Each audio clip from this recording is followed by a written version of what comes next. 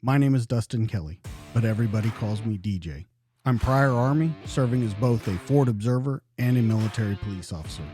I've spent the last 14 and a half years as a police officer and detective in a large metropolitan police department. Two things that I've learned throughout my career. One, everybody has a story to tell. And two, the best stories are true. This is the DTD Podcast.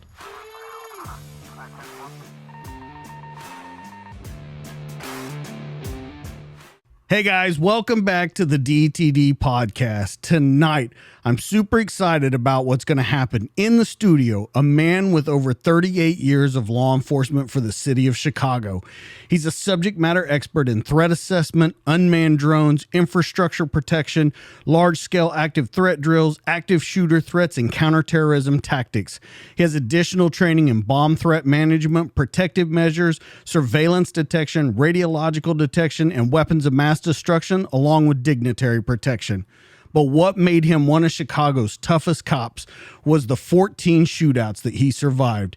These shootouts included everything from knife-wielding maniacs to snipers on rooftops shooting at the police below them. In the studio with me tonight, a legend in the law enforcement community, another brother in blue, Bob Stasch. Welcome, sir. Thank you. Thank you very much for having me. I'm so glad you're here, and I want to talk to you because there's so much stuff that I look at your career and I see things that happened with your career that while you came away from them largely unscathed, I don't think a lot of that stuff would be available in law enforcement today or be able to be brought up as much as it is today. So I want to start out with your whole career and just kind of talk about your early life. Now, with your family and everything, did you have family that was police? Did you have family that was military? What kind of put you on this path? I really don't know. From the time I was a little kid, all I ever wanted to be was a policeman. I didn't play cowboys and Indians. I wanted to dress up as a cop right away, and I played cops and robbers from the time I was old enough to walk the streets. And it was just the career path that I'd always wanted. There's only one other person really in my family. My cousin Jimmy was a Waukegan policeman. He's retired now. But no one else in the family really had that ambition. But I did, and I went to college for it. I started out as a cadet at a college police department, a radio dispatcher, and then finally got on a suburban department. Eventually led my way to Chicago because that's where I always wanted to be, the police. Well, I've heard you say before that you really believe that Chicago police are the best out there. I think People from other departments would argue, but I think that's the good rivalry that we have between all of the departments. But I can tell you from when you started in your suburban and even the college years when you were working there, moving into Chicago in the 80s and all the way up to now, the level of infamy that Chicago has gotten. A lot has changed over your career and in extreme measures. So can we talk a little bit about when you start out in the colleges and the suburbans, you're always watching for Chicago and then you finally get it. And then does it kind of put you on your top, or are you like, wow, this is what I've always been looking for? Well, it was what I always wanted. The reason I went to a suburban police department was because the city was not testing at the time that I was eligible. So I wasn't able to take the test till 79, and I got in on the suburbs in 77. So that enabled me to go to a police academy and get some basic police experience, because there's a dramatic difference from patrolling where I did in a suburban department that had about 23 men to Chicago, which at that time had about 11,700. And it was, from a small, sleepy suburb to a big city. So I figured, let me go and get as much experience as I can. It was probably one of the most invaluable things that I ever did, because by the time I came to Chicago, I had to go through the whole academy once again, Chicago Police Academy, that is. And when I did, it was so much easier, all aspects of it, because it was all new to me. It wasn't new to me. It was all old hat. Same with sitting through the classes on criminal law, patrol techniques, de-escalation, baton training. I'd had it all. So it made the academy a lot easier, and I think it really helped me get into the department a lot more. And a lot of my friends who did the same thing that I did, that left suburban departments and came to the big city, they experienced the same thing, and they talk about it the same way. Well, let me ask you, because before I was, I guess you would say, a big city cop, I was military police. Hmm. What I did see when I was in the academy for where I'm at now, I saw some other smaller agencies, people in the academies. And every once in a while, you see those guys, I wouldn't say have more trouble through the academy, but they have maybe more trouble adopting the ideas and how it's taken care of from that small to a big city, because even though it's not the legality and everything, they look at it differently. They handle things differently. They handle calls differently. Did you ever feel like you had any kind of trouble with that, or was it smooth sailing the whole way and you just kind of built on what you already knew? That's actually a good point. I won't say I had trouble with it, and I won't say it was smooth sailing, but there were a lot of things that were, dramatically different. In the suburban department, if you got a call of a domestic, you turned the lights and siren on. It was the hottest call of the day, and everybody raced to it. In Chicago, it was one of probably 8 calls they gave you at the same time. There were times in the city where, when I first got on the job, they would legitimately tell you, go to the phone and call the zone. The zone was what they called the zone radio, the dispatcher for the 2 police districts. There's 2 police districts on each radio zone. And at that time, there were 25 districts in Chicago. One district, the 7th district, which was the busiest, had its own radio zone because it was so active. But when I first got on the job in Chicago, I work in a suburban police department. If I got 8 or 9 calls in a week, that was a lot. When I got on Chicago, my very first call, I tell everybody, the very first call that I got right out of the box was a man shot at the hospital. And I went there, and it turns out he wasn't shot. He was dead. So my first call on the job was a murder. And you'd get a call on the beat cars where the zone dispatchers would tell you, go to a payphone, back in the days when we had payphones, go to a payphone and call the zone. You'd call the zone, and they'd say, all right, copy down these 8 jobs. And they'd give you 8 or 9 assignments in a row. And that's the way you took them, the way they gave them to you. And said, all right, call us back with the dispositions when you're done. And you'd be gone for the next 3 or 4 hours, you and your partner doing nothing but going from one call to another. Suspicious person, to the traffic accident, to the domestic, to the burglar alarm, to the parking complaint, to whatever it happened to be, except for the hot calls. The man with a gun, the robberies, the in progress calls. They go on a simulcast, you drop everything and go to those. But that's how it was. And I was shocked by that. The fact that you'd write down 7, 8, 9 jobs and literally be off the radio for 4 or 5 hours because that's how long it took you to handle everything. Well, and let's point out something that you brought up there, and you kind of brought it up subtly, was you're writing down calls. Today, you have MDTs in the vehicles, you have Absolutely. computers that keep your call notes. That, as a matter of fact, now you can even write your reports from the vehicle, send them to Absolutely. the jail, all those kind of things. And there's even a point now where you can do warrants and stuff over FaceTime, to where you meet with judges and attorneys and stuff like that over FaceTime. So let's let that be the first thing that we really kind of talk about.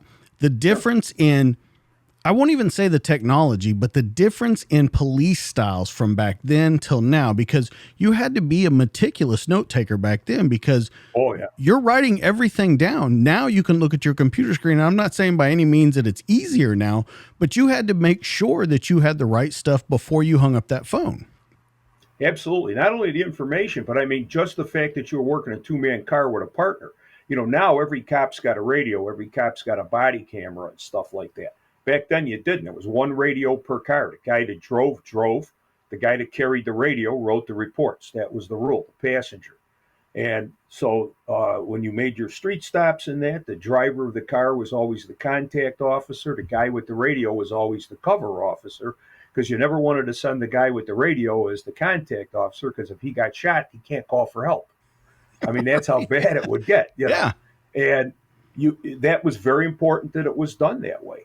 And it was unusual, but you're right. Those little, I don't know what, 25, at this time, they were like 25, 35 cents, a little pocket notebooks, a little spiral. Little whip out book. I must have gone through thousands of those, because you wrote everything down. The difference back then, though, was the institutional knowledge that you gained by writing everything down, because the good cops never threw those notebooks out. And albeit nowadays with the technology, the technology, once you write information down on something, it sort of goes into the past, or it goes into that electronic netherland. These didn't. I would always write the dates on my books. I started writing in this book on such and such date, and I finished on such and such date. And I can always go back and say, boy, I remember last August, we handled a job on Diversey at a crack house. Let me look it up. Oh, yeah, we ran a name check on a guy. Lo and behold, that's the same nickname of the guy that's now wanted in a shooting. And that type of knowledge, I think, is missing nowadays to back then, because back then you had to be an artisan of the street. You couldn't rely on the computers and the technology to help you out. The only person you had to rely on was your partner, and that's it. Well, let me ask you something tacked on to that. Not only those whip out books that keep the information and stuff for you, but you really had beat responsibility back then. You really had to know the areas that you work in. And I feel like today, no matter what large department you go to, they can be broken up into divisions, bureaus, whatever it may be, precincts. But I feel like there's so much going on, and cops have so many jobs and so many hats to wear these days. It is very hard to become an artisan of the street. It's very hard to stay in your area and know your hooks, know your troublemakers, all that kind of stuff. When do you think because you've been there the whole time, when do you think we kind of started breaking away from that? I'm going to tell you, I think it was at the millennium. I think it was like around 2000 or so that we started getting to the point where everything started turning technological in nature. As you said, we started getting the MDTs in the cars. You started getting, everybody was carrying a radio. The body cams were still not in at that time, but we were already going to electronic reporting systems. In Chicago it was called the CRIS system, and that. Everything was becoming electrified and electronically controlled to such a way that I think that a lot of the ability of police officers to use the most potent tool and the most potent weapon at their disposal, their brain, was being taken away from them, because now we became part of what I refer to a lot of times as, a friend of mine actually coined this phrase, but he calls it check the box policing. Okay. And that's what it came down to. We check the box. Do I have my MDT? Did I do this? Did I do that? When I first started on the job, my first 15 years on the job, it wasn't check the box policing. It was, you went out there and you were, as we used to say, the king of your beat, and you had to control that beat.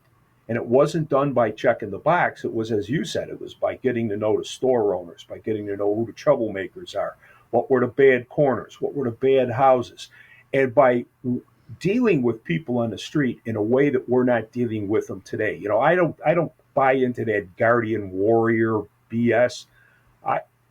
There are real cops and there are cops. And the real cops are the ones that have the ability to go out there and talk to people, because that's the only way you solve crime. That's the only way you bring peace to the streets. You have to be able to talk to people. And the cops are the ones that come to the point where all they know how to do is respond to that 911 call. And that's what they're waiting for. We never did. I worked with a guy several times. As I told you, we had one radio in the car. My partner and I in a tag team several times. We went out on the street. We forgot to take a radio with us. And I remember making an arrest one time. He turned to me. He said, "Call for the wagon." I says, "Don't you have the radio?" He goes, "No." I said, "Well, I didn't take a radio either." He says, "Well, shit, get to a phone and call 911 and get a wagon over here."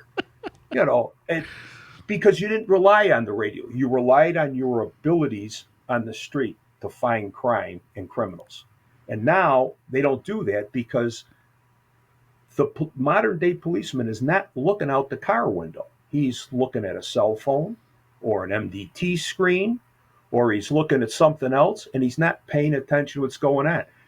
He's got the windows rolled up. He's got his AM, FM radio on, maybe a CD player going in the car. Our squad cars didn't have that. The first squad cars I was in didn't even have air conditioning. You rolled down the four windows in the old Dodge Polara, and that's how you drove. So you heard what was going on the street. You saw what was going on the street.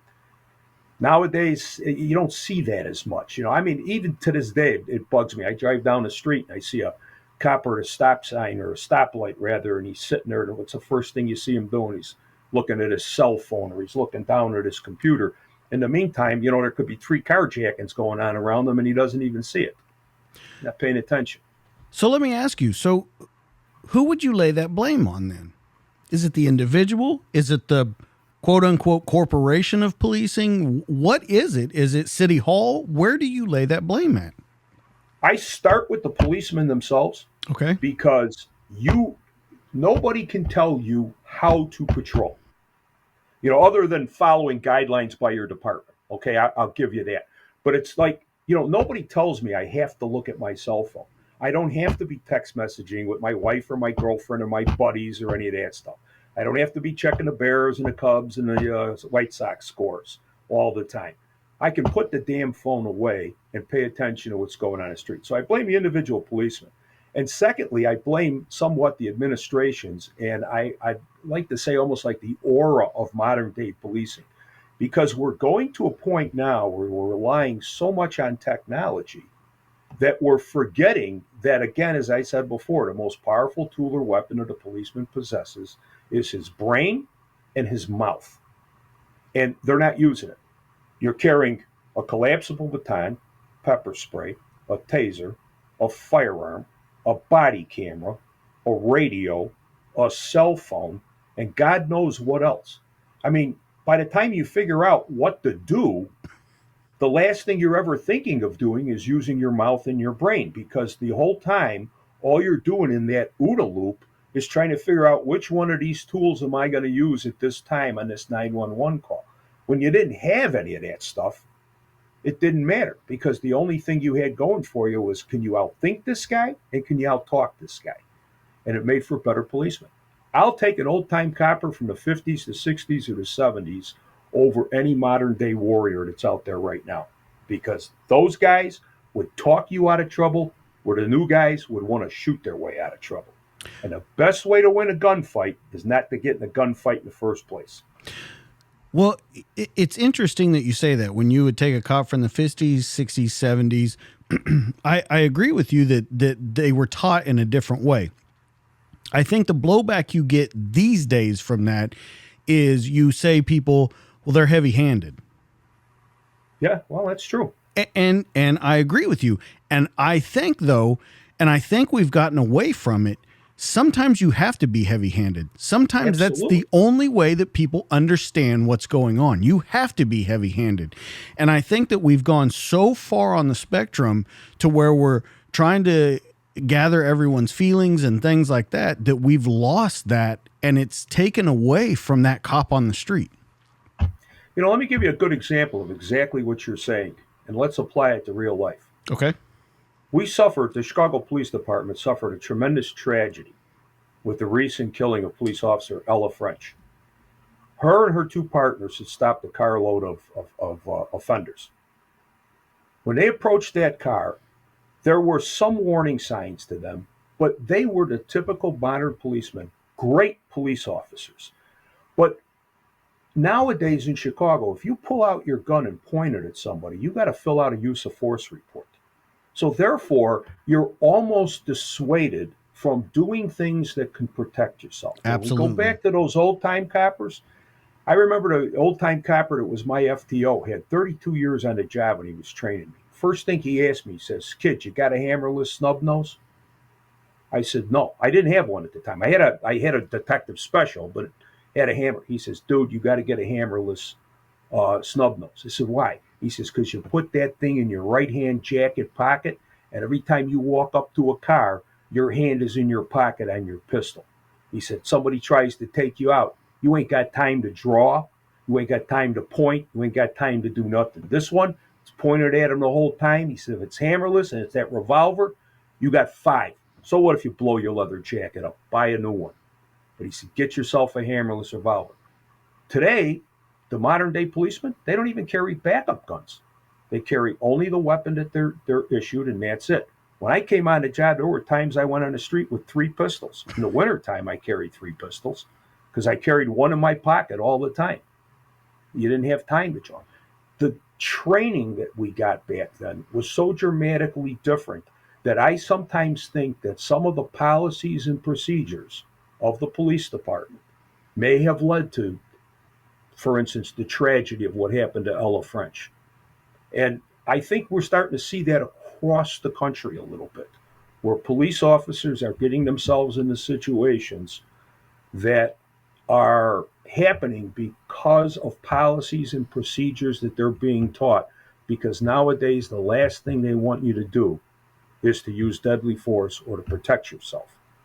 Back then, when I was on the job, it was almost like I'm going to get out of touch by saying this, but it was almost that, shoot first, ask questions later. The idea being that when you were involved in something, if there was a guy in front of you and you had a gun and he was pointing a gun at you, there was none of this, standoff of, well, let's drop the gun. Let me back away from him. Let me disengage from him. It was like, if I don't do something now, I could end up dead. And there was no way people were going to get killed. And that's why the numbers of shootings that occurred back then by police officers was a lot greater than what it is today.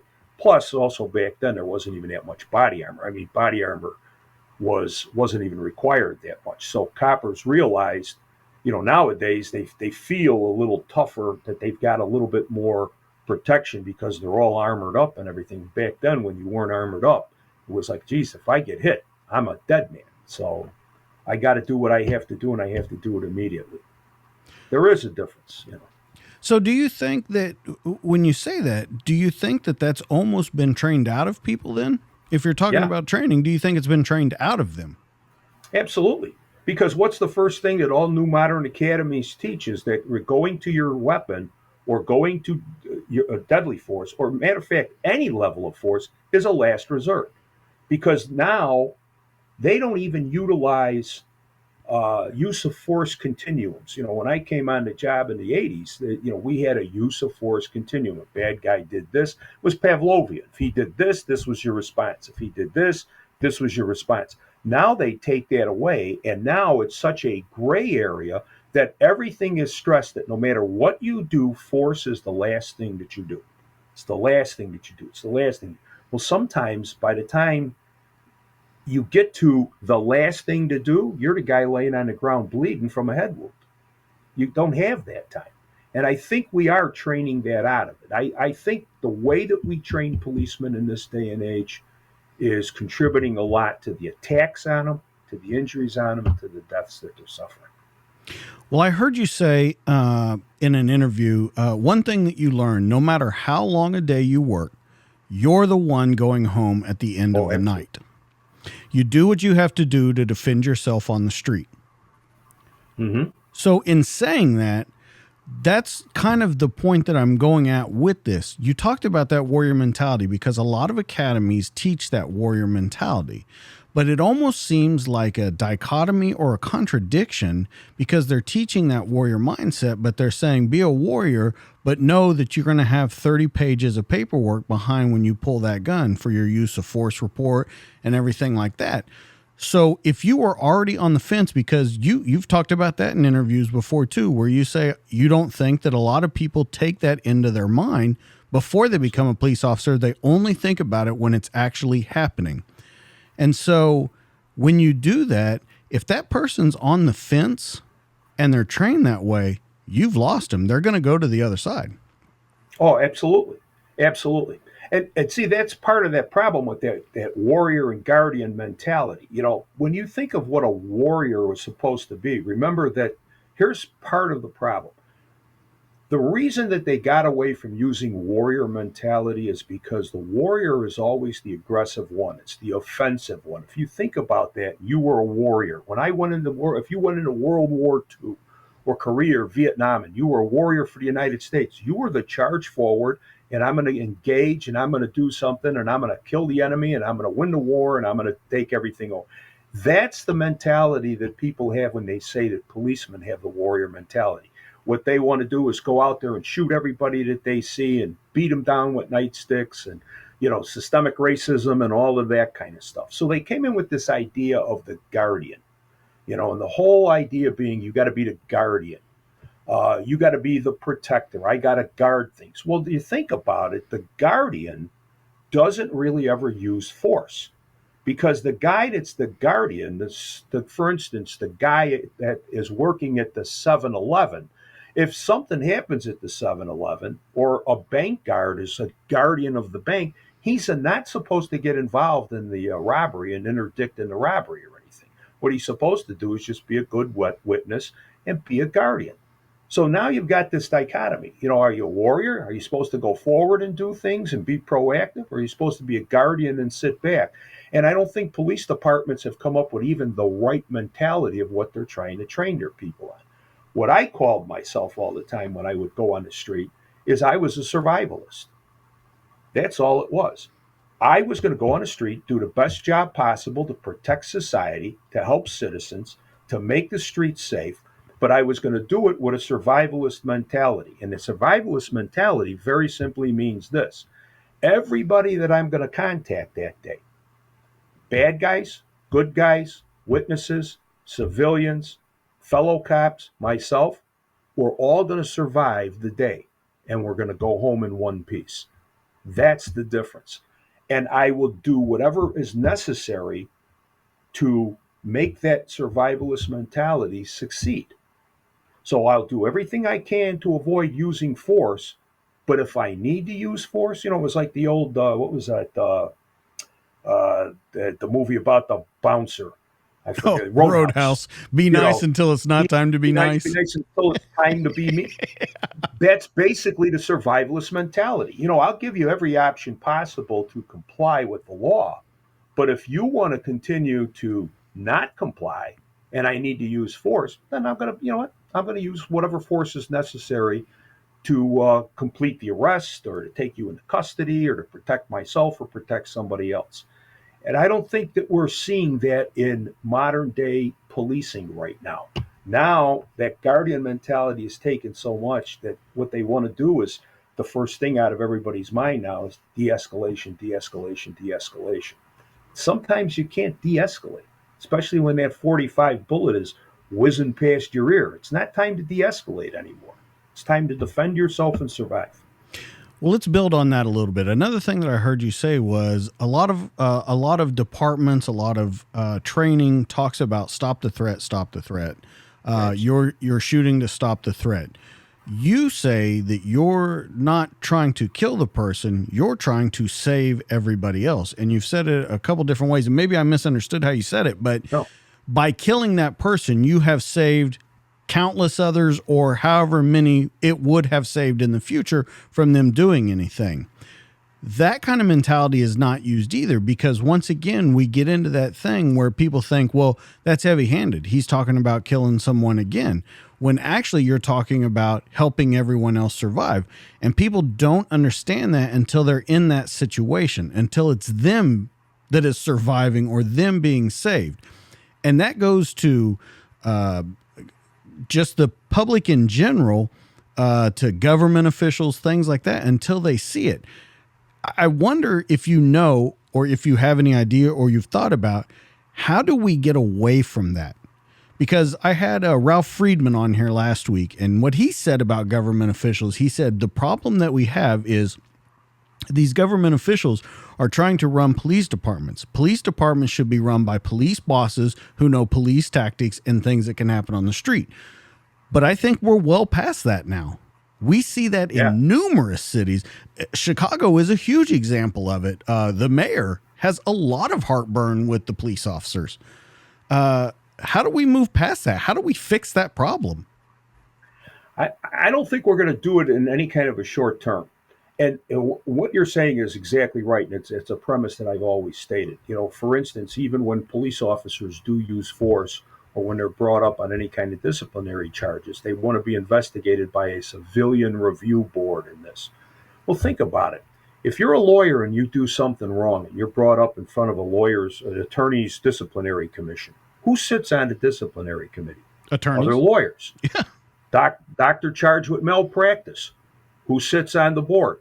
Other doctors. It's almost like that in every profession except law enforcement. Law enforcement is the only profession. Nobody tells a plumber how to screw down a pipe. Nobody tells a sanitation worker how to pick up garbage. Nobody tells a firefighter how to fight a fire. But everybody from the civilian world to the politicians to government employees to the president to everybody wants to tell a policeman how to be a policeman with no experience at all. I even had a discussion, after a couple of beers with a bunch of cops, you could have some really good discussions. Absolutely. And one of my buddies brought up, and I sort of, we took it a little bit farther in talking about it, but we said, you know what, when you talk about the Constitution, you're judged by a jury of their peers. If you're going to charge a policeman with a crime, a use of force, a deadly force encounter, shouldn't his jury of peers be retired and active police officers? Because isn't that what the federal law says, the Supreme Court decision in Garner versus Tennessee, that the force has to be the reasonable force that another officer in similar or same circumstances would apply? That reasonableness. But what do we have? We've got an 80-year-old grandma, a 25-year-old college student, and a 45-year-old husband with 6 kids making the judgment on a police officer who literally had 300ths of a second to decide what he's going to do. Good example of what's going on, this Potter trial that's going on right now in Minnesota. Absolutely. I was going to bring that up. With the police officer who drew the taser instead of the firearm, and her entire life is falling apart, and they're trying to make her out like she was a murderer. That was one of the most tragic accidents I've ever seen in my life, and those have happened before. They have happened before. But here, there's a good chance she's probably going to end up going to prison over something like that. And I don't think, I've heard a lot of attorneys talk about this too, I don't think that case rose to the level of a criminal incident. I think there's a liability problem. I think the smartest thing she did was to retire and resign, because she should have probably been fired from the department. But when you look at the whole set of circumstances and you watch the body cam footage in that, there was no intent to cause death or great bodily harm to this guy. None whatsoever. She was convinced she had her taser in her hand. And that's just that high stress, lack of training, and different types of training that we were just talking about 5 minutes ago. Okay, so let me be the devil's advocate again to you. Sure. Using that situation, you're right. When we don't put her on trial, though, let's say she doesn't go on trial for it. She retires, she resigns, she's fired, whatever it may be. She goes away. And then we have the summer of 2020 again. Absolutely. We have it again. And so it almost seems, you talk about that OODA loop, it almost seems like we're stuck in this loop where it doesn't matter what decision that's made. Prosecute, don't prosecute. Some of these groups are saying, no matter what the outcome of the case is, no matter what the verdict is, Absolutely. We are going to riot. And we saw Absolutely. cities burn to the ground. Absolutely. And so Absolutely. I guess my question would be, if there's no right answer, what's the answer? You know what? I wish I had one, but unfortunately I don't. But it goes back to leadership, the politicians, leadership of police departments, leadership of cities and municipalities. When people step out of line, the law needs to be enforced. Period. The law needs to be enforced. These cities burned down because politicians and leaders allowed that to happen. There is not a policeman on the street in any city in this country that stood through those riots and would have allowed those riots to happen if their bosses would allow them to be the police and to do something about it. My God in heaven, you abandoned a police station in Minnesota and let radical rioters burn it to the ground and did nothing. Have you ever seen the 68 Democratic Convention in Chicago? That would have never happened in 1968 in Chicago. Do you remember Mayor Daley in 68 during the riots when they were killing people on the west side? And he issued his shoot to kill order for arsonists and shoot to maim looters. You know, he issued that order on a Thursday. 36 hours later, the riot was over. It was over. It's done. The problem is we will never get away from those situations as long as from the top on down we allow it to happen. And unfortunately, there's no way to teach somebody leadership and good decision making if they don't want to abide by the tenets of leadership and good decision making. And most of these mayors, governors, chiefs of police, they're political animals, and that's all that they're looking for and seeing. And it's a shame. So with that, when you talk about this shoot to kill order and 36 hours later it's over, don't you think though that sometimes the threat of force is better than the force itself? Oh, absolutely. And I think that's why those things end 36 hours later, because people are like, oh shit, if I do this, this might happen. And you start engaging people to think like, oh, this might not work out the way I thought it was going to work out. Absolutely. But once again, we go back to, we have people making decisions and people rioting and telling the police how their job needs to be done. Yep. And in the end, I believe that more than anything is going to be what hurts police. And I mean that physically, mentally, yes, every single way. That's going to be the way that I work with a guy that always says, sometimes you get the department that you deserve. Yes, absolutely. And I agree with you 100%. I mean, again, the changes in law enforcement have to come from the top, because if the top doesn't approve those changes, the guys on the bottom are never going to be able to do anything. The basic cop out there, the patrolman, the guy on the street, the deputy sheriff, the police officer, whatever his rank or position or title is, he knows what to do. He's been trained what to do, and he wants to go out there and do it, but he's constantly being hamstrung. If you allow the police to just be the police and follow the law and quit worrying about, people's opinions and people's the legality of the litigation, more so than the legality, constantly fearful of the litigation, we'd be able to do something. I used to, when I taught classes, DJ, I would teach a class and I would say, when you're on the street as a policeman, who's the most important person?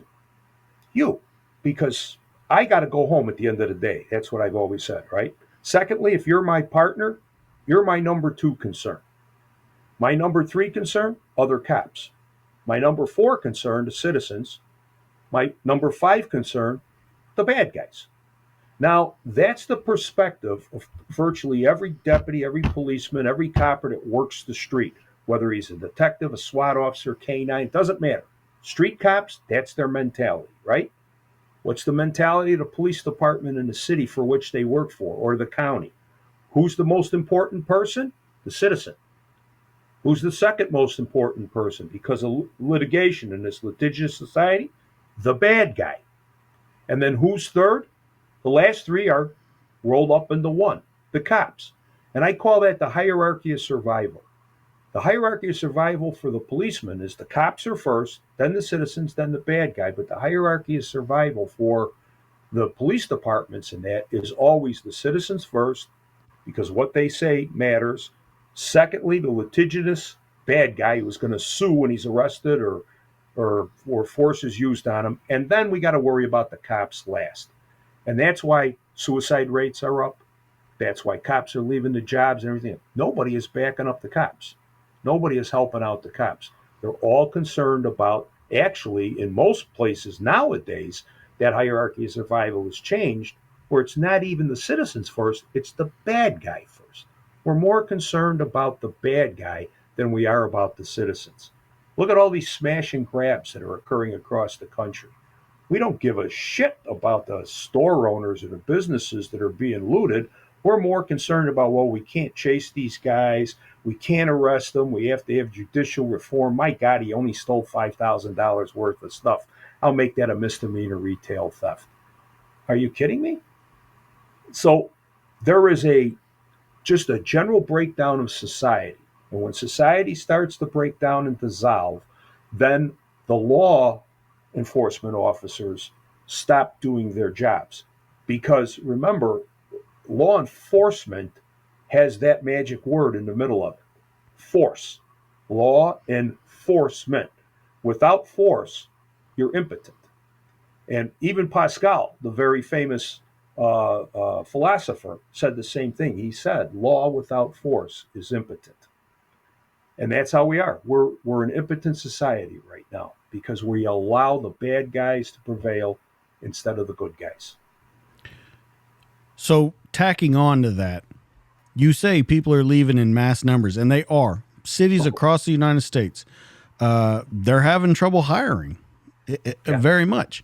Now, the problem I see with that is, one, after a while, if you can't get enough cops, you have to lower your standards. And if you lower your standards, you start scraping the bottom of the barrel. And then what happens from that is you get guys that shouldn't be there, or whoever shouldn't be there, and you get stuck in this loop to where it just gets lower and lower and lower. And at some point you have to step in, raise the standards, raise the pay, I would say more than anything is backing them, knowing that their leaders are going to go to bat for them. I think that's the number one thing. And you're right. But you know, a lot of this stuff is cyclical. I mean, we saw the same thing in the early 80s, only I'll go to South Florida this time. We saw the same thing in that, where the crime wave was so dramatically violent in Miami and in Dade County at the time that they were hiring coppers like crazy. And they couldn't get enough of coppers to apply for the job. So what did they do? They lowered the standards and all of that. And then they started getting guys that were almost like street thugs and that. And we ended up with incidents like the Miami River cops and some of this other kind of stuff. We're going to see that again, because what's happening now is, you're right. Chicago's lost just this year alone, between retirements, leaves of absence, and people who just flat out resign. Chicago lost about 1,000 officers this year. 1,000 officers. In the mid 90s, when we had the lowest murder rates and we were the most prestigious police department in the country in the mid 90s, we had 13,700 police officers. Right now, we barely have 12,000 in a city that legitimately should have 15,000 to properly police it. So the numbers are dropping more and more and more and more. And we're going to see that. But, you know, it's almost like alcoholism or drug addiction. Until you hit rock bottom, you're not going to be able to bounce off of that rock bottom. And we have to wait till we get rock bottom.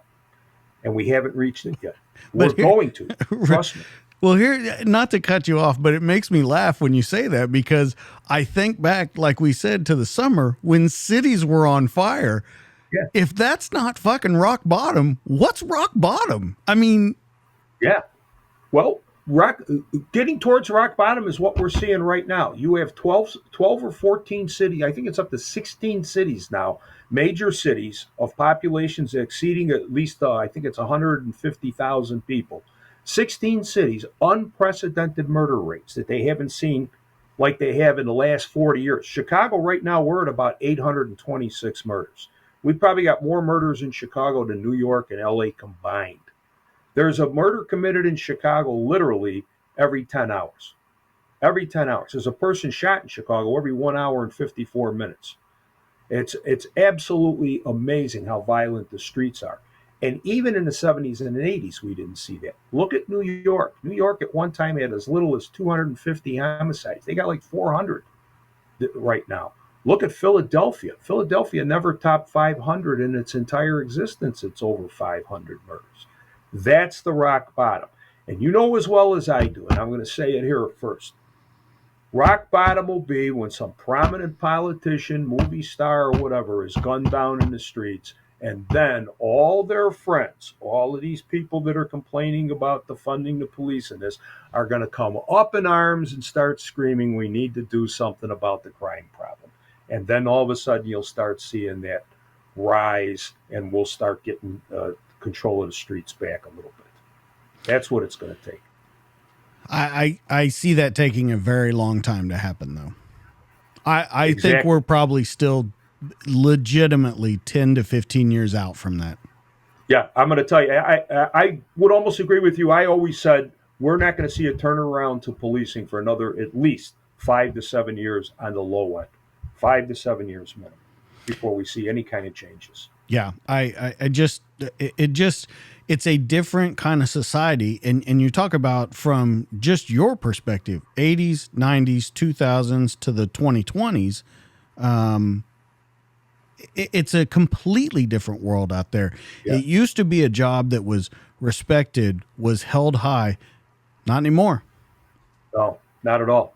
Not at all. As a matter of fact, I'll tell you what, if I was a brand new kid coming on the job right now, there's no way I'd be a policeman in this day and age. If I was starting my life over right now, I wouldn't do it. Knowing what I know right now, not the time. I'd find another honorable profession and I'd wait to see if there was any kind of changes because I'm terrified for these guys on the street right now. Because every time, no matter what they do, they try to scapegoat them or something. We've never seen police officers prosecuted as much as they are nowadays, or being fired for everything nowadays, or disciplined for everything nowadays. And why would you want to come on the job? You got to be crazy. You're going to sacrifice, first of all, getting killed on the job because it's more violent now than it has been in probably 25 years. You're going to sacrifice getting sued or getting criminally prosecuted and have your entire family destroyed and everything else. It's just not worth it. That's why they can't get anybody to apply for the job and take the job. Well, and speaking of that, let's kind of move on because Sure. what kind of made you the cop that you were the positions that you held. You were a homicide sergeant, you worked in narcotics, you worked anti-terrorism, you worked tactical. And you learned all those, I think, from hearing other interviews, reading about you. I think you learned a lot of the stuff that made you good at those jobs from your shootings, because I feel like every shooting that you were in, not that you necessarily learned something different. I think you learned something different about yourself with each shooting. And that goes back to your very first one, where you say that you were in total shock on that one. You were not prepared for that gunfight at the start of it. In the end, it worked out, but it took you totally off guard. Yeah, it took both my partner and I off guard. We never expected it because the guy that we ended up engaging with, who was attacked us with a knife, was a guy that we had arrested several times before and never had a problem with him. It was always he was always very compliant. He was never armed before. I don't know what changed that day. And the last thing that we ever expected was the fact that he would try to attack us in that. And that was one that was, like I say, not only completely unexpected, but the fact that I don't know what his mindset was that day, but he just did not want to stop. And I mean, everything that we did, we shot that guy 14 times, and he still lived for 10 days after that. And we hit him with big bore guns, 45 long Colts and 44 specials, and he just would not go down. And that one scared the shit out of me, and that was the primer for everything that happened in the future. I said to myself, if this guy had had a gun instead of a knife, my partner and I'd probably be dead today because we couldn't stop him, and we couldn't stop him. Well, can you set up this whole story? I want you to kind of walk through it. Sure. Just how, because listening to the story and reading about it, this guy was not, I mean, he told your partner he was going to cut his head off. Yeah. And like you said, you had dealt with this guy before.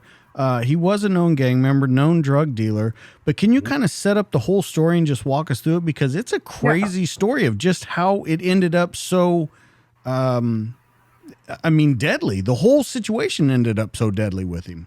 Yeah. It's the guy was a Cuban Marilito. He'd come over on a boat lift in 1980.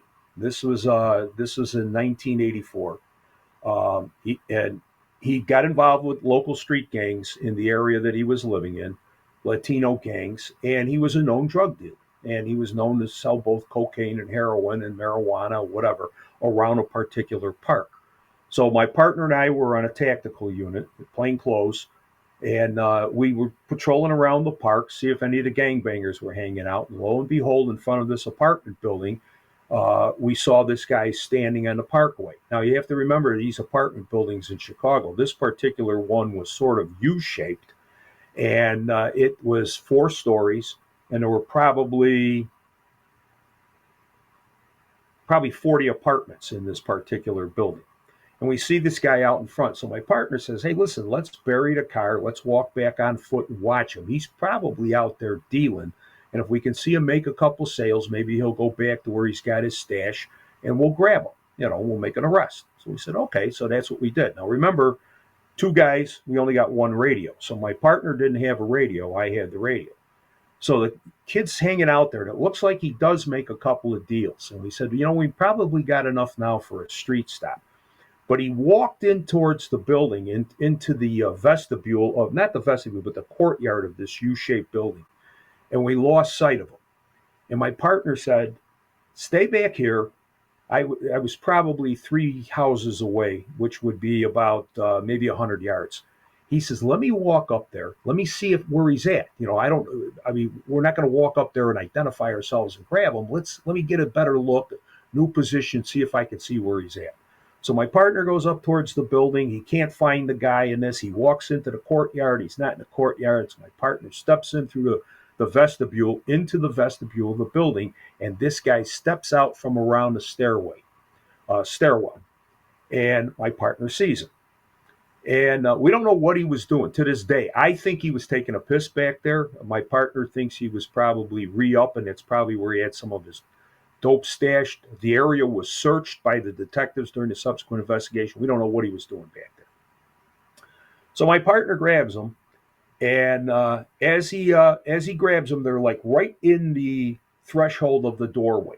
So he pulls him outside. He gets him outside of the building, and he's going to basically put him against the wall. And as he's starting to put him against the wall, the guy starts digging in the front of his waistband, and all of a sudden comes up with legitimately a kitchen knife, like a steak knife. It's got about a 6 or 7 inch blade with a black handle on it. And as he's coming out with the knife, my partner grabs him by the shoulder and bends him over as if to push him away. And as he bends him over, he pulls his snub nose out of his jacket. And the guy yells, "I'm going to kill you." And my partner fires 5 shots into his back at point blank range. And then he backs off. And as he backs off, the kid stands back up with the knife in his hand, turns towards his partner and says, "I'm going to cut your fucking head off." And my partner's thinking, what is going on? So he goes under his jacket, pulls out his pistol. He had a Smith & Wesson 45 long Colt. He pulls that out, steps back. The guy comes at him. They're literally about arm's distance apart. And my partner fires 4 into his upper torso and a couple into his belly. The guy bends over, swings the knife at my partner a couple of times. My partner backs away, sort of stumbles in that. I hear the shots. I heard the first series of shots, and I called for help on the radio, and I started running over there. And as I get over there, I come into the vestibule, not the vestibule, but the courtyard. And here's this guy. He's got the knife. I see the knife in his hand. He's literally about maybe 8 feet away from my partner. He's got the knife held out in front of him as if he's moving it back and forth like in a slashing motion from left to right. And my partner is desperately trying to jam a speed loader into his revolver. And he's yelling, "Shoot him, shoot him." He won't stop. And I saw the guy, and he turns towards me. And as he did, I came up with my pistol. I had a Smith & Wesson 44 Special. And I fired. And he threw his left, he had the knife in his right hand. He threw his left hand up. And the first round hit him in the hand, took one of his fingers off, hit him in the left shoulder. And he started yelling crazy ass shit.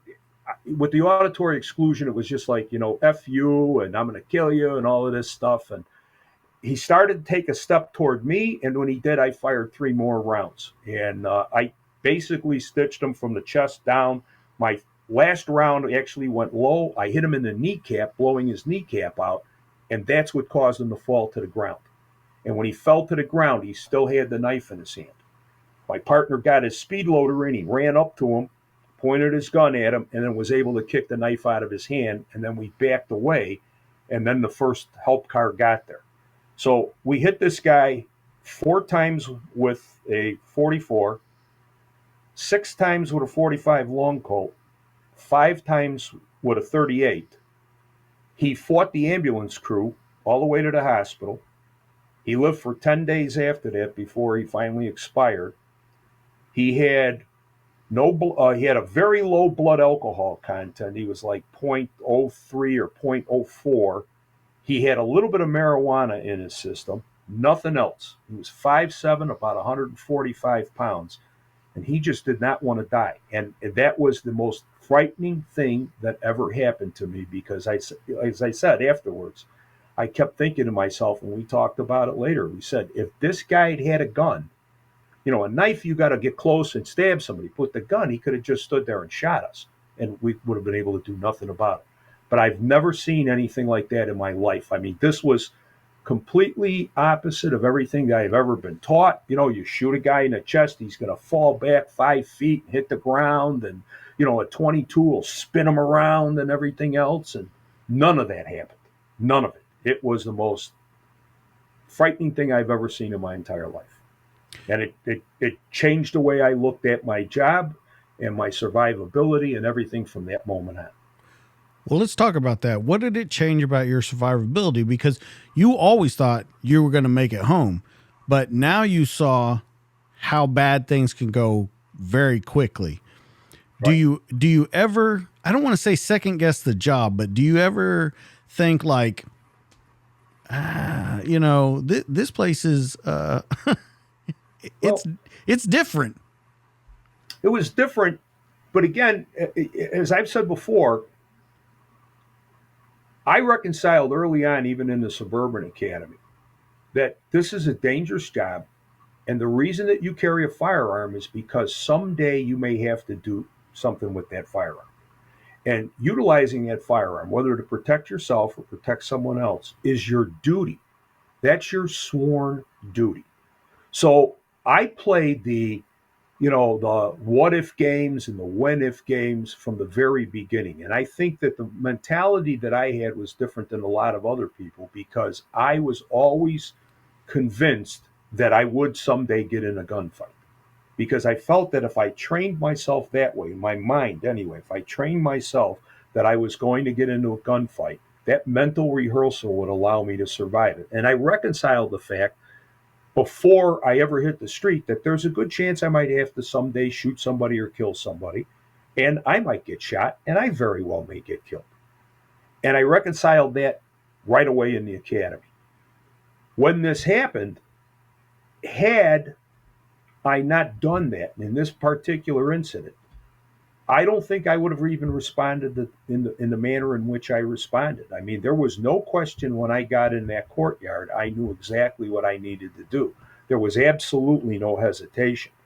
The shock of the incident was afterwards, because it was different from everything I've ever seen in cowboy movies and cop films and everything else. You get shot, you go down. Hit him center of mass, all those years in the academy and all that training, hundreds and thousands around. Hit him center of mass, two in center mass. He's going to go down. He's going to go down.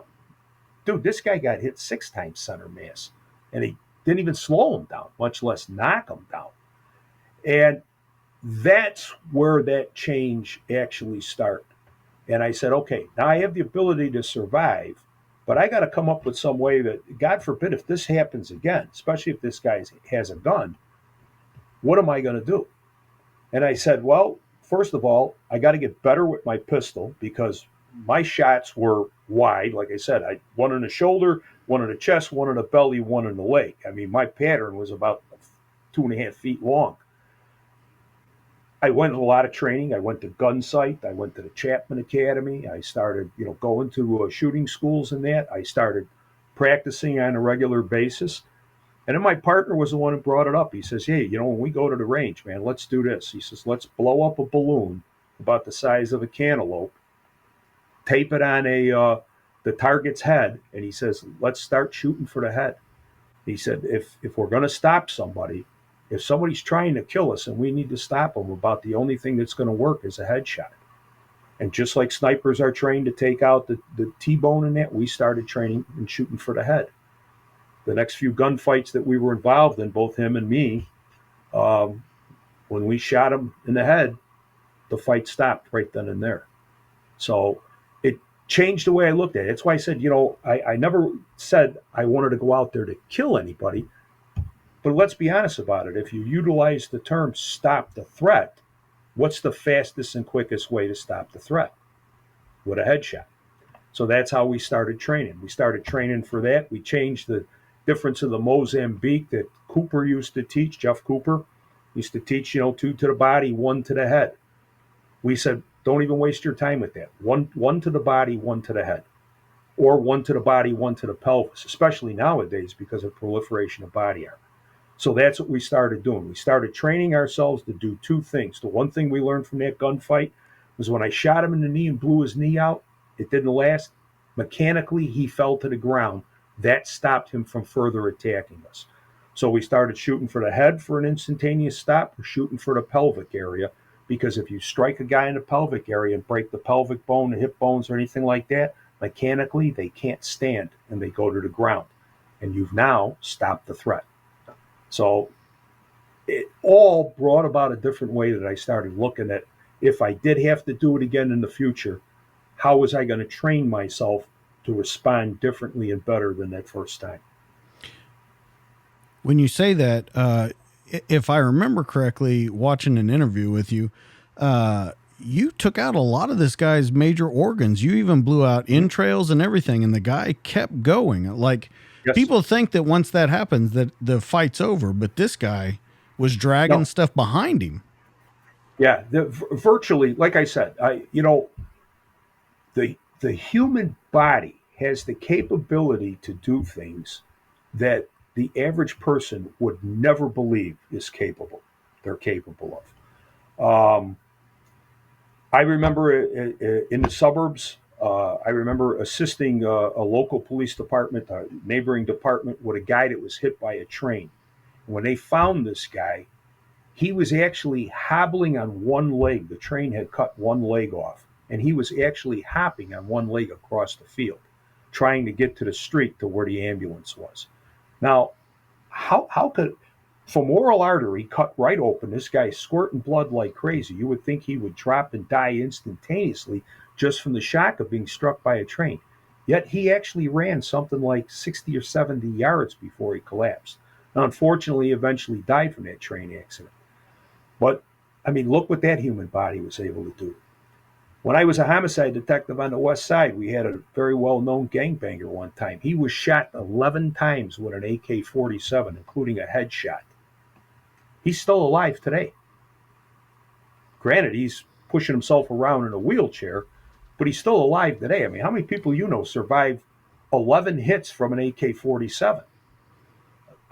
The human body has capabilities far beyond what we want. That's why we always teach policemen, if you're hit, if you're shot, God forbid, or you're injured, or you're punched in the face, it doesn't mean the fight is over. Keep going and going and going and going. Because as long as you have that mentality to live and survive, you will live and survive. Well, I want to talk about some of the statistics from your gunfights that you were in. So most of them were close, under 12 feet. Yep. You had 2 long distance ones. And that's the one I want to talk about real quick now. Well, not real quick, but you had a sniper that was shooting down into police from rooftop. Yes. Now, this was not only long distance, but there were multiple bad guys. Multiple offenders. It was a planned attack on the Chicago police in retaliation for the killing of a gang member, a gang leader, by a police sergeant. And it was a setup. They ambushed the cops when they got there. We had inclinations that it was going to happen. And these guys, one of them was armed with some type of an automatic weapon, because even on the radio tapes, you could hear the automatic gunfire. Most of them had handguns. We know there were a couple of rifles involved because of the rounds that hit a couple of the squad cars. They were high caliber rounds, but actually one of them was a 270 Winchester. So we know that they had at least a 270 caliber deer rifle out there. And those were relatively long shots. Yeah, those were across rooftops, so 40, 50 feet. So can you walk us through this one? Because this one's going to be different than your first one. This one is a planned attack on you guys. I think your first one was very much spur of the moment. It was just happened because of the situation that was going on. This was planned. You guys had an indication that this might happen. So how do you go into this one? Do you go in any differently? Are there other things that you're looking at now because you're thinking, hey, this possibly could happen? Or are you treating it like you did for all the other ones?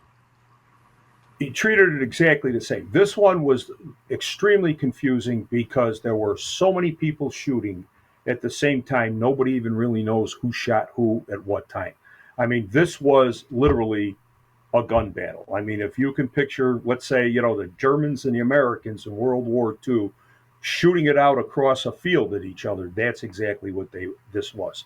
There was so many shots fired. There was somewhere over 200 rounds that were exchanged, and everybody was shooting at that time. So all you did is you sought cover. You saw a bad guy shoot at you, and you'd fire back at him in the hopes that you'd be able to hit this guy. And that's exactly what it was. It was just an exchange of gunfire at long distances. Same thing happened on the little street with the hostage situation when a policeman was killed.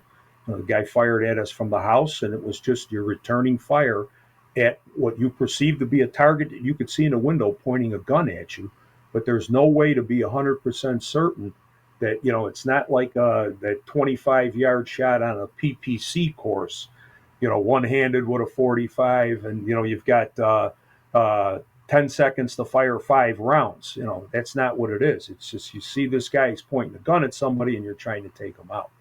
It's so chaotic that there's no way to be able to sit down and define a minute by minute or second by second outline of what actually transpired. It was fire your rounds, reload, fire some more. So let's set up parameters on it, though. First off, how long was the gunfight? And number 2, what kind of weapon are you using in this gunfight? How long? Jesus, well, from the first shot to the last shot, I would say 35 minutes, 40 minutes. Oh my God. I'd say the whole incident till we cleared the rooftops in that, probably about 2 hours, 3 hours, before we got enough of help there and a helicopter and everything else to clear the rooftops. And by that time, I had transitioned away from a revolver, and I was carrying a Smith & Wesson 45 automatic, 45-86. So I had that with 2 extra magazines, and then I had a 3-inch Model 65, 6-shot 357 with 12 extra rounds, so 18 rounds with that, and fired off just about everything I had. I think I had 3 or 4 38s left when it was over. Another thing that comes to my mind, I heard you talk about that there were shotguns in the vehicles, but there was a lot of different stuff that went wrong with shotguns in vehicles. They started putting them in the trunk. They were bouncing around. You've had a very troubled career with shotguns. And I don't mean you in particular. I mean the Chicago Police Department in particular. You talked about patrol rifles and stuff. When you get into a gun battle with guys that are firing deer rifles and it's a set up ambush, you're just firing a pistol. Is there anything, one, that you would change about maybe your loadout that day, or something that, if this is just looking back, perfect planning, something else that you would do differently, a different weapon that you would carry or that you wish you would have carried? And then when you go into that, you're talking about 3 magazines of your 45. You've got 6 shots in there. Very, very little that you're carrying. And you're talking about a gunfight that lasted 40 minutes. Mm-hmm. Absolutely. I mean, let's be honest about it. You can never have enough of ammo.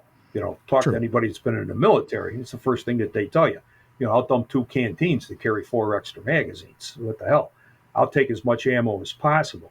But again, when you look at it for the basic police officer, you don't really expect that. I mean, even though we had inclinations that the gang wanted to do something, that they wanted to try to set up a copper, we thought it would be like a one-on-one thing. Nobody ever expected them to have multiple firing positions and multiple windows and rooftops with multiple weapons. I mean, nobody expected it. Had we had that inclination, and had we done our homework and found out more intelligence that this was a planned attack, the first thing we would have never done is gone into that area. Once again, as I said, the easiest way to survive a gunfight, use proper tactics, don't get involved in the first place. We would have never gone in there. We would have backed down. At that time, we didn't have a full-time SWAT team. We had what was called the HBT, Hostage Barricade Terrorist Team. We could have called the HBT team to come and deploy into the area with us and get them up on the rooftops. They have long rifles. They have the sniper teams, everything. It's a SWAT team, but at that time it was like part-time. there's a lot of things we could have done tactically. I've never believed that, um, the amount of ammo is what's important for what you're carrying. If you're carrying what we would call the basic load, I was a big fan that no matter what weapon I carried at least two extra magazines for it. When I went to single stack 45s, I after that the only thing that I changed is instead of carrying two extra magazines, I got two piggyback pouches and would carry four extra magazines, so that I had a little bit more ammunition with me. Because everybody else on the job was carrying 9 millimeters, and they had their Berettas and their Smith and Wessons and their Sigs, and they all had 15 round magazines. So these guys had like 45 rounds and I had 25. So I said, well, you know what? I'll get piggyback magazines and I'll just carry four magazines.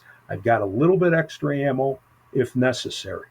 But that and Lil Street were the only times that I've ever needed more than, a magazine load or a magazine and a half. And you can't plan for that once in a lifetime incident for anybody on the street, whether it's a concealed carry holder, a police officer, whatever. You have to plan for what's most likely to happen.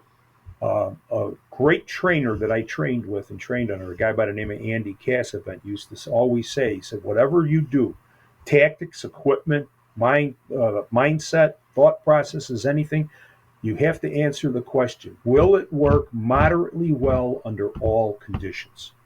And that's what you have to prepare for. What you can do that works moderately well under all conditions.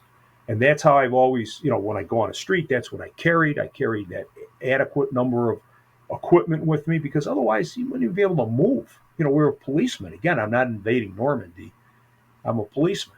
And that era that day was tactics. We should never have gone into that area unprepared the way we were, because we didn't expect that to happen in that manner. We expected a gangbanger to jump out of a gangway and pop a couple of shots at the squad car when it pulled up. Nobody expected, literally a planned L ambush. And that's exactly what it was. Other than that, I don't think anybody expected it. Yeah, it doesn't sound like it. But other than that, is there anything else that you take away from that incident in particular? No, that was it. Just the tactics that were utilized in that, and just the fact that, never underestimate the bad guys, because the bad guys, I've always said this. So half of the time they've got better equipment than us sometimes. They had an automatic weapon. I don't know what kind it was. We think it was a 9mm subgun, but they fired probably at least 3 full bursts, and I'd say it was a magazine each time. And they shot up a lot of squad cars. My sergeant was pinned underneath his car for about an hour and a half. We had guys pinned in a vestibule of a building. Every time they tried to come out of the vestibule of the building, they'd be fired upon. They were trapped in there for about 2 hours before we were able to do a rescue on them. It was an absolutely unbelievable set of circumstances. So coming away from this one and seeing that distance, seeing up close, when this one happens, how many shootouts have you been in so far? That would have been, I think, my third. Okay. So your second one was when your partner was shot through the door. Is that correct? No, that was, let me think. Yeah, that was, I think that was the second one. There were a couple others, because remember now when I talk about all of these gunfights, a lot of these gunfights I was involved in, there was a lot of exchange of gunfire. A gunfight is when you exchange gunfire with a bad guy. So there were others where I had people where I actually shot them, but there were other incidents between those where there was an exchange of gunfire with somebody where nobody was hit. Okay. He submitted to an arrest. We exchanged shots. He's eventually arrested. So it's hard to, I don't have the sequence of events in front of me to tell you which one it was. But when my partner was shot, that was probably about the third or fourth one that happened. That happened actually before the rooftop incident. So it was probably about the third one or so.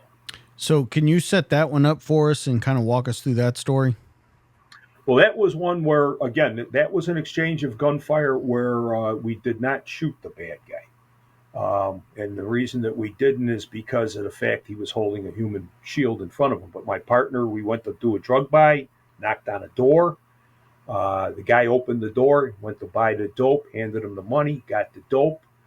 As the door was open, we were going to push it in. He started to push in the door. Turns out the guy had a 357 Magnum in his hand, got the door shut, closed, and just fired through the door, hit my partner in the leg, hit him in the upper leg, and dropped him in front of the door. And the guy just kept firing through the door. So my partner and I both opened up. We both opened fire through the door. And another officer was able to get our partner out from the front of the door. We backed off, thought we'd had a hostage situation. Obviously, we reloaded. And then we decided we were going to go. We heard this woman screaming inside. And we said, well, we got to go in. We went in through the door and fired a couple of shots. He fired at us. We fired back at him, and then realized he's holding this woman right in front of him. And it was just like bulls in a china shop. We just ended up ramming into him and tackling him and knocking him down on a couch. And it turned out what he had in there with him was a prostitute. He was using her as a human shield. So, and that was it. He was taken into custody. So when you say something like that, what year are we talking about right now? I know that you don't know, but what year do we think ballpark that this is? That one was probably in 1988, 89. Okay. I would say. So we're getting close to the 90s. Yeah, we're in the 90s. Now, when I hear you say that he shot through the door, you guys shot back. A big thing in training now is know your target, know the background, don't fire into there. Do people get away with that today? No, we didn't get away with it either. As a matter of fact, when they were doing the shooting investigation, the first deputy superintendent at that time wanted to have us both brought up on charges for violating the use of force policy of firing through the door. And it was actually the chief of detectives that came to our backing and said, look, you can't do that. He says, this is one of those situations where if you looked at our use of force order, there was a little addendum at the very bottom of it that said, you will not place your life or the life of somebody else's at risk to comply with these orders. And he says, wait a minute, you have a wounded police officer who's laying in front of the door. There's bullets coming through the door, continuing to come out of the apartment. That officer could be struck again and potentially killed. He says, this was suppressive fire to rescue that officer. He said, and the chief of detectives told the first deputy, he said, and once the officer was rescued and out of the line of fire, they didn't fire through the door anymore. They only did it to rescue that policeman. There's no way they should have been brought up on charges. And there was a big internal administrative thing that went through the superintendent, and they eventually decided they would administratively close the complaint, that it was justified at that point to shoot through the door. But yeah, I mean, our policies always have been same thing with windows. You can't shoot at anyone unless you are clear of your target, you know who your target is, what your target is, and what you're shooting through, and what your background is, obviously. So that wouldn't be acceptable today, except under maybe similar circumstances. So in saying that, when you talk about that, and I hear, and it's always amazing to me when I hear about shooting incidences or use of force things where you have someone come in and say, look, I want them brought up on charges. They violated use of force. Do you ever get disillusioned at all? Well, all the time. Absolutely. I mean, absolutely you do. There's no way not to. But, again, that's part of the mentality and the mindset.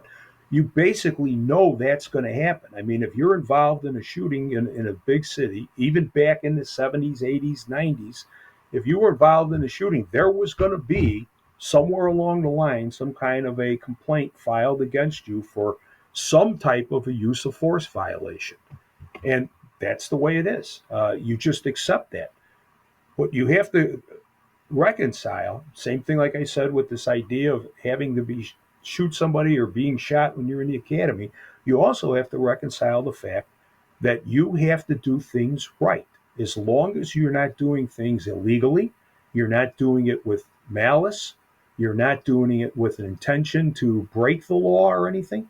If you're right, you're right. And eventually, right will always play out. And even in a couple of the instances where there were I had one shooting that I was involved in where they brought me up on charges and were recommending a 45-day suspension because I had, quote unquote, a defective firearm. And again, I didn't do anything wrong. I had to fight those charges and that. And eventually I did, in fact, win. And my 45 days were reinstated. My record was, swept clean and everything else because I was right. So if you're right and you're legal and you're complying with the orders and you're complying with state law and constitutional law, you got to still do your job. Otherwise, you go crazy. You'll either become an alcoholic, a drug addict, or you'll end up taking your own life. And it's not worth it. I mean, if you're that fearful of it, of the litigation or department charges or getting hurt, as I said, resign from this job. Find another honorable profession. There's a lot of them out there. A lot of great jobs out there. Leave the job. Otherwise, you just got to buck it up. It's part of the life of being a policeman. I don't care where you're at. That's part of the life of being a policeman. So, if we can ask, what was the defective, quote unquote, part of your weapon? Well, at that time, I got to take a step back. So, in the Chicago Police Department, the authorized duty weapon at that time was a 4-inch 38 caliber revolver. As long as you carried a 4-inch 38 caliber revolver, you can carry an alternate or auxiliary weapon. And that alternate or auxiliary handgun was just about anything you wanted to carry as long as you can qualify with it. Okay? So we had guys carrying 44 mags, 45 long Colts, 45 automatics, 9 millimeters, Browning high powers, everything. As long as you had, because everybody carried 2 guns. As long as you had that 4-inch 38 with you, or if you were in plain clothes, it had to be a snub-nosed 38. But as long as you had that weapon with you, you could carry anything you want.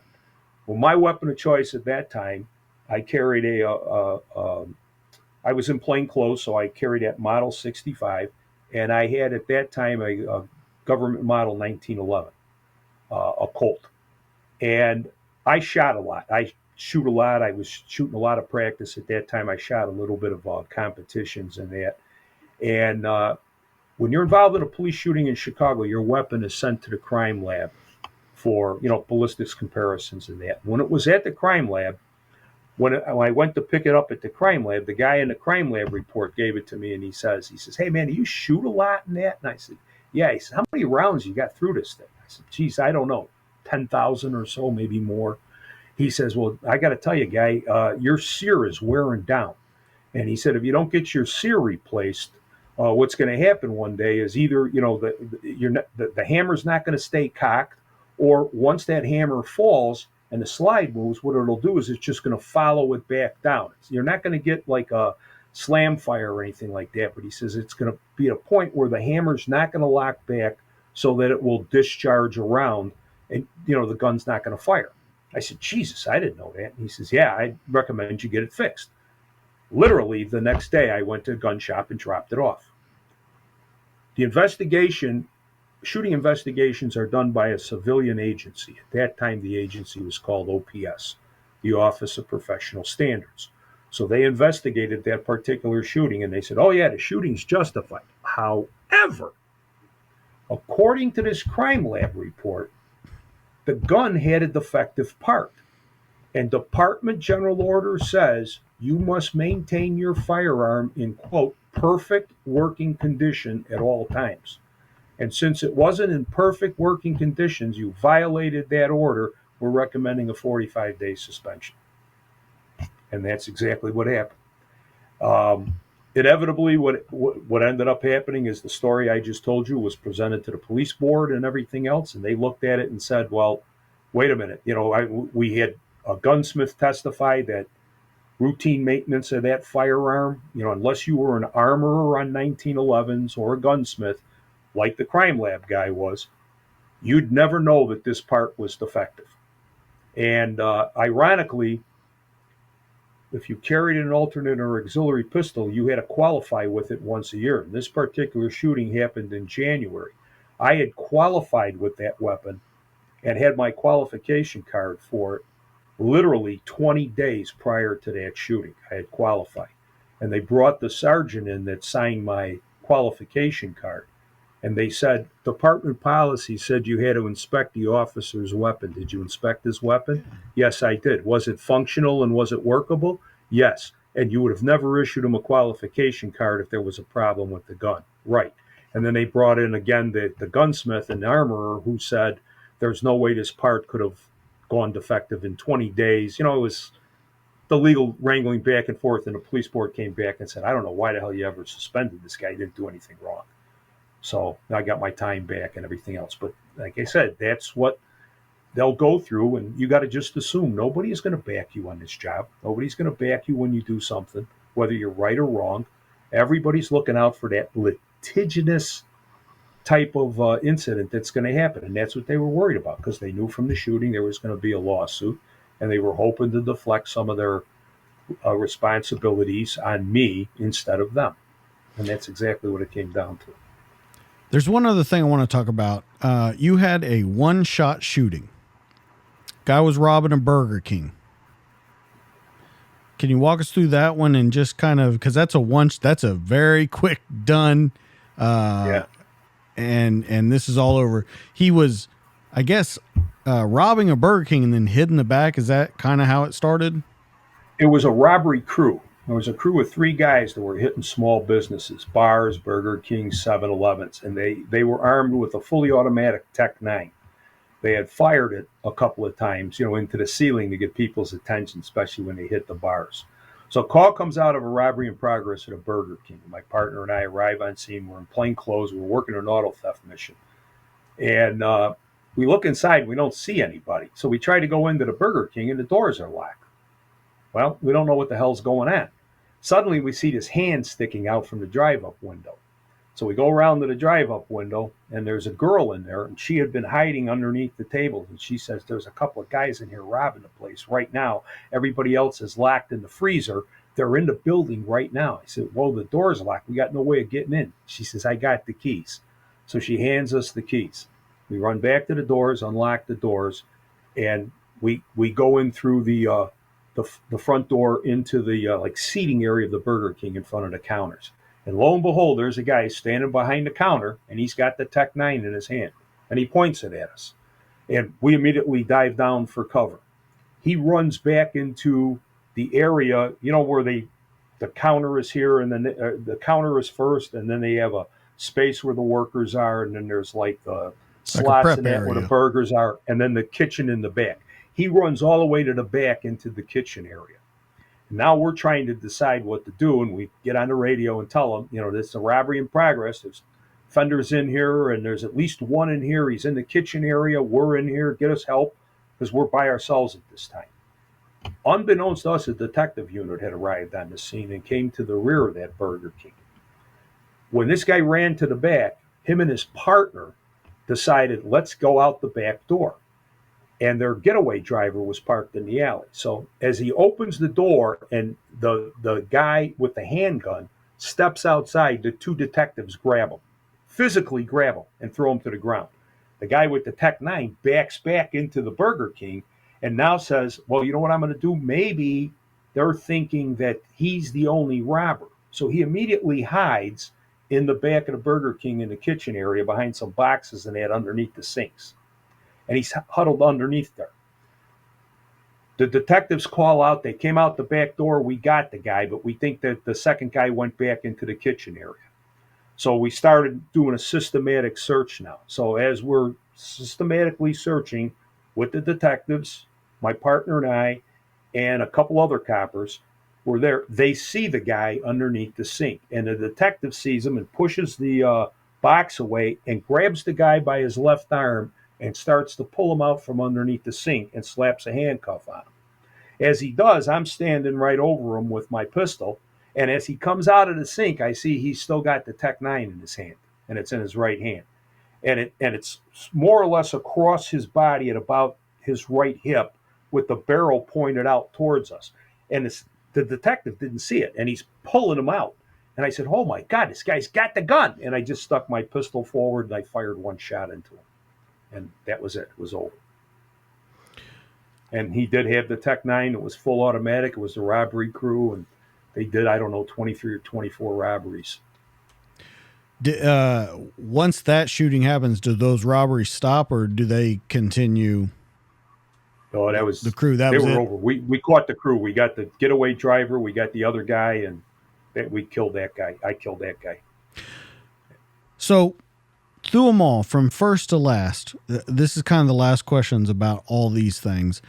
What changes? What stays the same?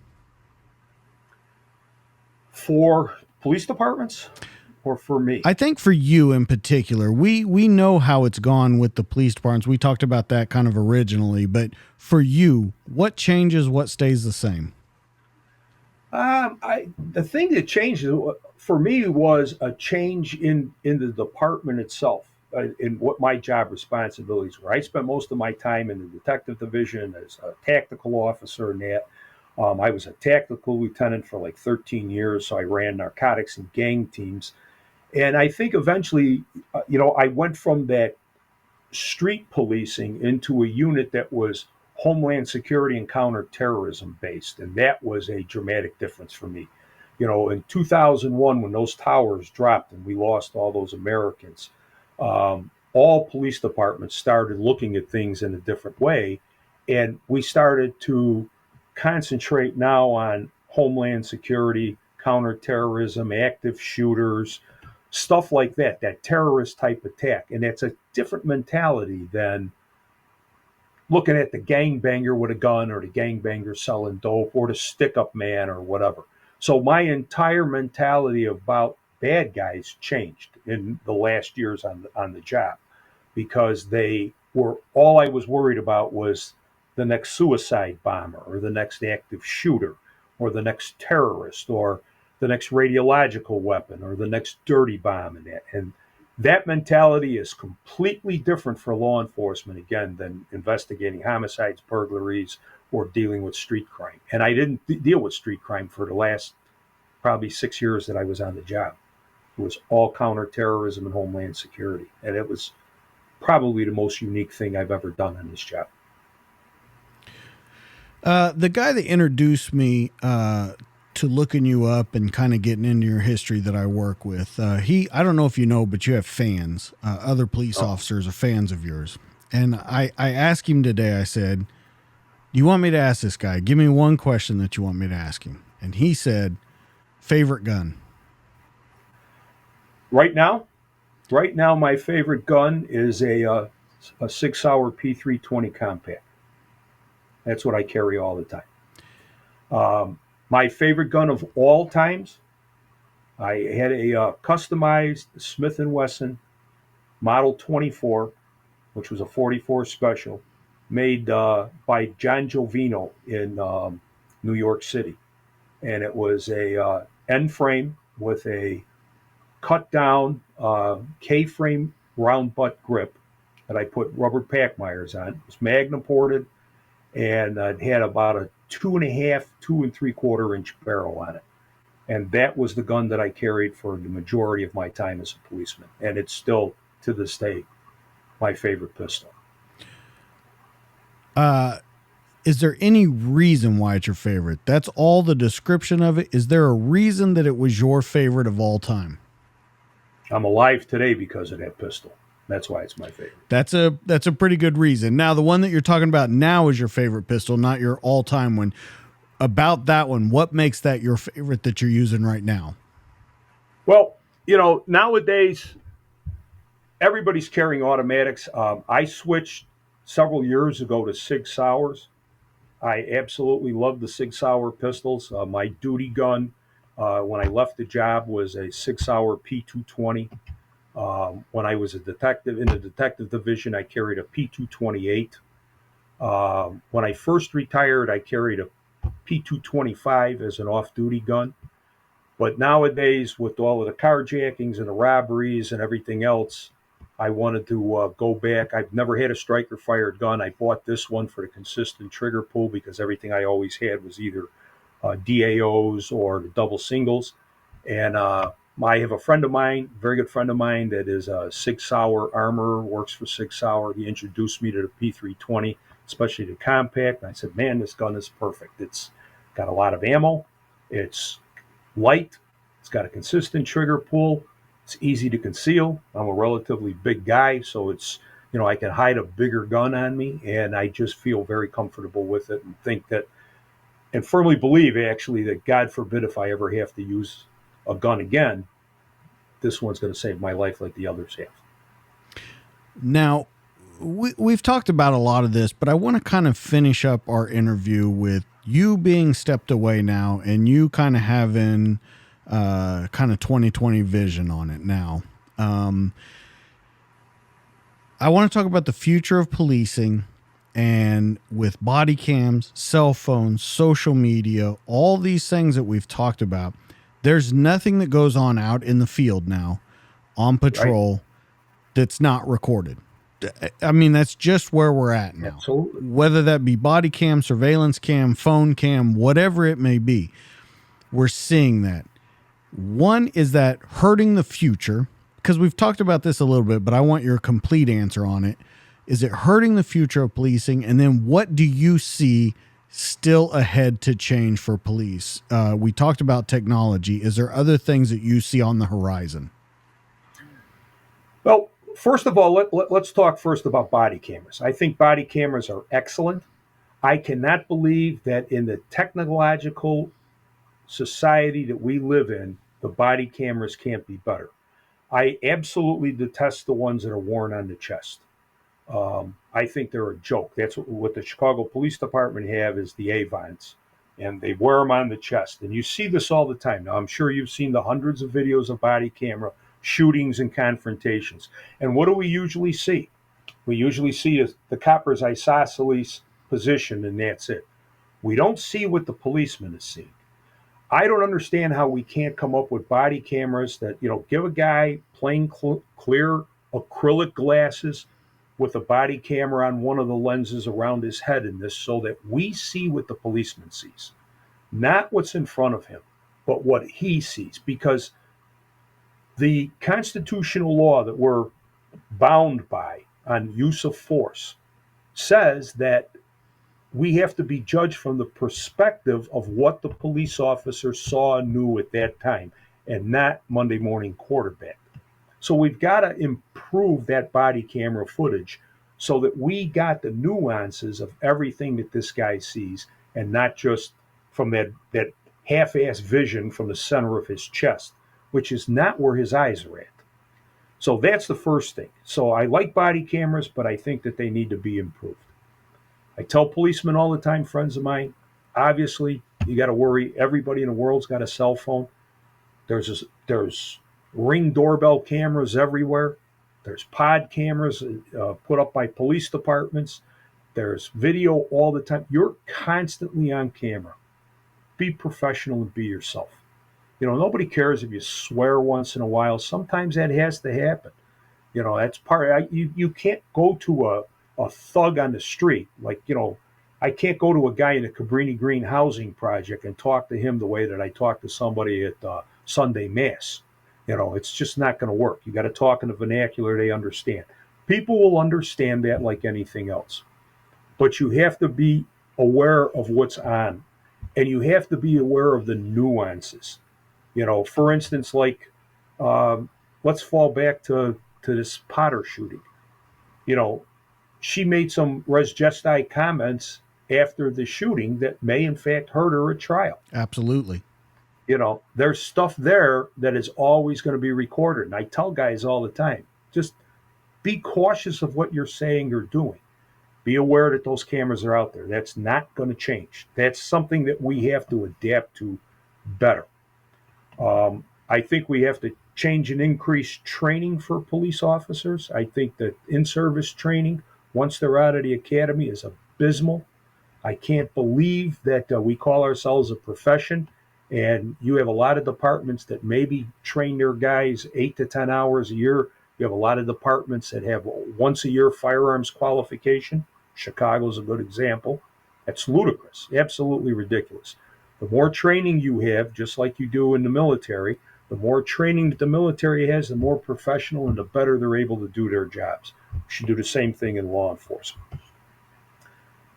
My frightening vision for the future is that this idea of the police reform will take a stronger hold, and with the proliferation of non-lethal type weapons, we're going to find ourselves potentially in a United Kingdom type situation where we may have armed response cars out there, but we may end up with two tiers of police officers. The real guardian is going to have nothing but a can of mace and a taser, and he's the one that's going to handle about 80 to 90% of the stuff that's out there.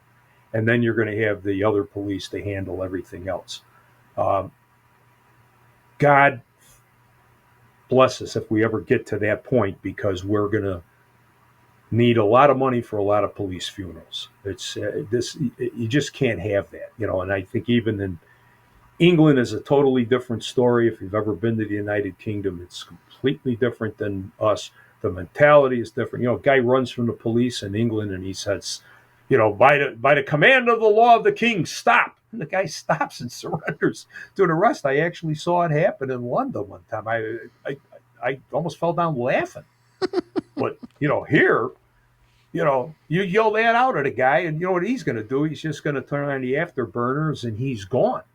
We're in a different mentality here. So that's what my vision, not my vision, but my fear for the future of policing is that you're going to be actually right in your supposition that it's going to take 10 to 15 years before things turn around. And until they start to turn around properly, the potential for us losing a lot more police officers in a line of duty and a lot more line of duty deaths is going to be there. And that's the last thing. I went to far too many funerals. I counted one time in the 38 years that I was on the job in Chicago, I buried somewhere in the neighborhood of about 180 police officers. About 17 or 18 of those guys were very, very good friends of mine. And I don't ever want to go to a police funeral again. I went to Ella French's funeral after I was retired. It was the most heartbreaking day that I've had since I retired. It was terrible. And the fact that that's going to happen, and every day, I get notifications of line of duty deaths. And they shouldn't happen. The failure is on the brass, on training, on equipment, and on the mentality of the populace. We've got to get better at explaining to the world what this job really entails. And sometimes it's a violent, evil world, and the public needs to realize that. I don't think I could agree with you more. So what's in the future for you? Well, I work part-time. I'm still staying in the law enforcement field. I do some training for different agencies and that. I work for a contractor for the Department of Homeland Security where I do counterterrorism related training for them, specifically on weapons of mass destruction and radiological response. And I'll continue to do that. The rest of the time, I'm going to hunt, I'm going to fish, I'm going to camp, I'm going to have a beer, smoke a good cigar, and I'm going to enjoy the rest of my life. Where can people find you if they want to take some training? Is it going to be through a company? Can it be through you? Where can people find you? Actually, excuse me. I don't do no longer individual training in Okay. that. What I do is I do specific request training for police agencies right now. I've had a couple of agencies ask me, as like this podcast would ask me to come to speak to them or to talk about certain aspects of firearms or law enforcement training. And I'll do that once in a while, mainly at conferences and stuff like that. But I'm retired. I basically retired, and I want to try to enjoy that. After 40 some years of doing law enforcement, I want to have some time to myself. So I used to have a company that did a lot of training throughout. That was Letcon, right? Letcon, right? Law enforcement training consultant. So I still contract out, as I said, to police agencies and that once in a while, but I don't do training on a regular basis anymore. Well, guys, you heard it here. Leave Bob alone. He is retired now, and he wants to enjoy his cigar, his beer, and his hunting and fishing. So I think that's going to wrap it up for tonight. It was amazing talking to you. Just Thank to you hear very much. the history that you've been through, the changes that you've seen, what's expected for the future. So I think that's going to be about it. Guys, if you want more of me, you can find me on Instagram at the DTD_podcast. You can find me on Facebook at the DTD podcast.